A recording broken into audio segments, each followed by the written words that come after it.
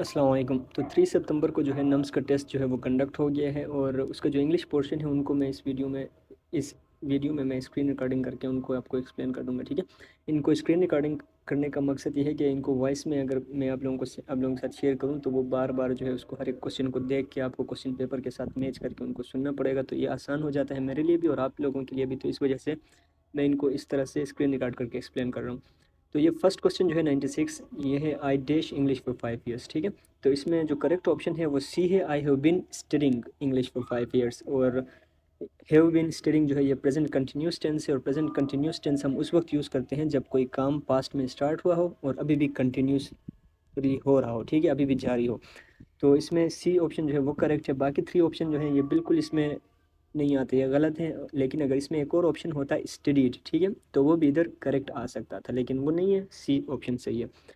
97, the soup dish good.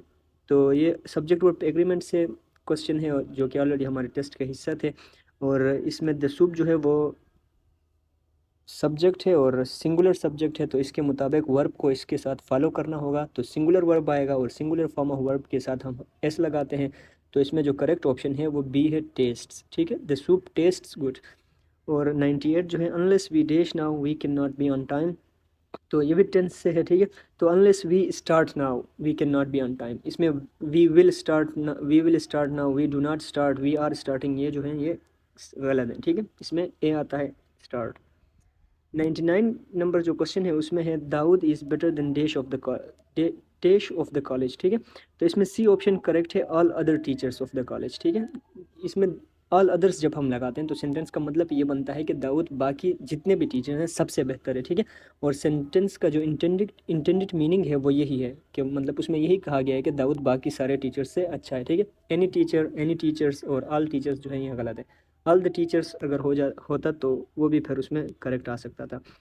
100 है, abide test the traffic laws for smooth and safe flow of traffic, ठीक है। तो abide by, आप ये बात याद रखें कि अबाइड के साथ हमेशा बाय आता है, ठीक है। Majority of the time abide के साथ बाय आते हैं, क्योंकि अबाइड के साथ जब हम बाय लगाते हैं तो ये एक फ्रेज बन जाता है, ठीक है, अबाइड बाय। और इसकी जो मीनिंग बनता है वो है टू फॉलो, मतलब फॉलो करना, ठीक है। तो abide by the traffic loss means follow the traffic loss, ठीक है। तो इसमें अबाइड बाय आता है। 101 में है he prefers death dash dishonour, ठीक है। तो ये ऑब्जेक्ट प्रपोजिशन के क्वेश्चन इस तरह होते हैं ना कि इसमें जो है आपको सारे ऑप्शन, ज़्यादातर ऑप्शन, एक से ज़्यादा ऑप्शन जो है वो सही लगते हैं, ठीक है, लेकिन आपने सेलेक्ट हमेशा मोस्ट अप्रोप्रिएट को करना होता है। तो अब इसमें ऑप्शन है A over, B on, C upon और डी जो है वो डी टू, ठीक है। तो इसमें करेक्ट ऑप्शन जो है वो है D to, he prefers death to dishonour, ठीक है। क्योंकि इसकी जो रीज़न है वो ये है ना कि प्रेफर के साथ हम अमूमन जब प्रेफर के थ्रू हम दो चीज़ों को मतलब कंपेयर कर रहे होते हैं या कंपेयर कर रहे होते हैं दो चीज़ों को या कोई भी दो चीज़ों को, ठीक है। तो प्रेफर के साथ हम यूजुअली यूज़ करते हैं टू। अब इसी तरह का एक बहुत ही फेमस सेंटेंस है, he prefers tea to coffee, ठीक है, या कॉफ़ी टू टी, इस तरह। तो प्रेफर के साथ हम टू यूज़ करते हैं। 102 जो है वो वोकेबलरी से है और उसमें वर्ड क्लोजेस्ट इन मीनिंग कौन सा है, तो सरप्लस जो वर्ड है इधर, ठीक है, सरप्लस का मानी होता है ज़्यादा। तो और इन ऑप्शन में अगर हम देखें तो ए ऑप्शन जो है इन एक्सेस वो इसकी सबसे क्लोजेस्ट इन मीनिंग है, तो करेक्ट ऑप्शन जो है वो ए है। 103 में अगर हम देख लें तो what does the word spill means, spill means गिराने को कहते हैं ना उर्दू में, अगर पानी गिरा देते हैं ये तो उसको कहते हैं स्पिल वाटर और ये चीज़ें। तो इसमें करेक्ट ऑप्शन जो है वो डी है, स्प्रेड। सबसे क्लोज जो इसके साथ मीनिंग में आता है वो डी ऑप्शन है, स्प्रेड, मतलब गिराना, फैलाना ना, कोई पानी जब गिर जाता है तो क्या होता है, फैल जाता है, तो उसको कहते हैं। और ये 104 जो है वर्ड क्यूरियस मीन्स, तो क्यूरियस का ऑलरेडी आपको मानी पता होगा, मतलब जिसके जहन में बार बार हर चीज़ को लेकर सवाल आते हैं ना।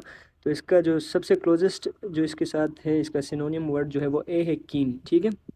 कीन भी इस तरह बंदे को कहते हैं कि मतलब हम लफ्ज़ी मानी तो कीन के होशियार होते हैं, लेकिन इसका भी यही मतलब होता है कि वो बंदा जो मतलब हमेशा क्यूरियस रहे, हमेशा सवाल पूछता रहे ना। तो ये दोनों जो है इसमें करेक्ट ऑप्शन जो है वो ए है, कीन।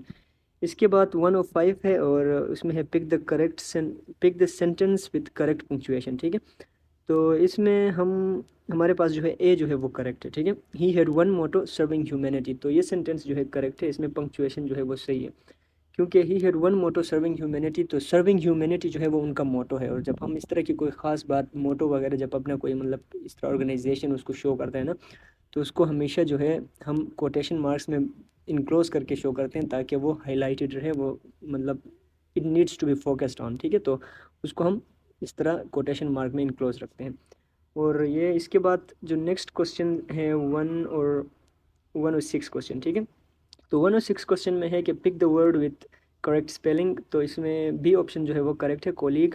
और कोलीग आपका जो साथी वर्कर होता है उसको कहते हैं, या क्लास फेलो, स्कूल मेट, इन सबको आप कोलीग कह सकते हैं। तो इसमें जो उसकी करेक्ट स्पेलिंग है वो बी है। Pick the word with correct spelling 107 में है, तो इसमें ए ऑप्शन करेक्ट है, एक्वेंटेंस, ठीक है। एक्वेंटेंस साथी को कहते हैं, दोस्त को। और 108 में वर्ड विथ करेक्ट स्पेलिंग तो प्रियोरिटी, डी। इसमें जो डी है वो स्पेलिंग करेक्ट है प्रियोरिटी की, और प्रियोरिटी तरजीह देना। 109 में जो है pick the sentence with correct punctuation, ठीक है। इसमें फिर पंक्चुएशन से क्वेश्चन है, तो इसमें अगर हम देख लें तो बी ऑप्शन जो है वो सबसे ज़्यादा सही है, ठीक है। सी और डी तो इसलिए एलिमिनेट होते हैं, सॉरी ए और डी तो इसलिए ए और सी तो इसलिए एलिमिनेट हो रहे हैं क्योंकि ए जो है उसमें कोई पंक्चुएशन यूज़ नहीं हुआ, कोई कॉमा यूज़ नहीं हुआ, ठीक है। और इसमें जो सही है वो ये है कि बेस्ट के बाद कोई ना कोई कॉमा या सेमी कोलन वगैरह यूज़ हो। और सी इसलिए गलत है क्योंकि उसमें कोलन यूज़ हुआ है, और कोलन जो है हम फुल स्टॉप के तौर पे यूज़ करते हैं, मतलब वहाँ पे हम ब्रेक लेते हैं ना, तो इस वजह से हम यूज़ करते हैं परमानेंट ब्रेक के लिए। और बी और डी जो है वो दोनों करेक्ट हो सकते हैं, लेकिन इसमें मोस्ट अप्रोप्रिएट जो है वो बी है, ठीक है। और डी इसलिए थोड़ा सा अप्रोप्रिएट है क्योंकि he did his best, that was all anybody could do in any job, ठीक है। डी इसलिए करेक्ट है क्योंकि उसमें सेमी कोलन यूज़ हुआ है, और सेमी कोलन हम उस वक्त यूज़ करते हैं जब हम थोड़ा सा ज़्यादा वक्फा चाहते हों, जब हम थोड़ा सा ज़्यादा पॉज ले रहे हो, थोड़ा लॉन्गर पॉज हम लेते हैं, तो उस वक्त हम सेमी कोलन यूज़ करते हैं।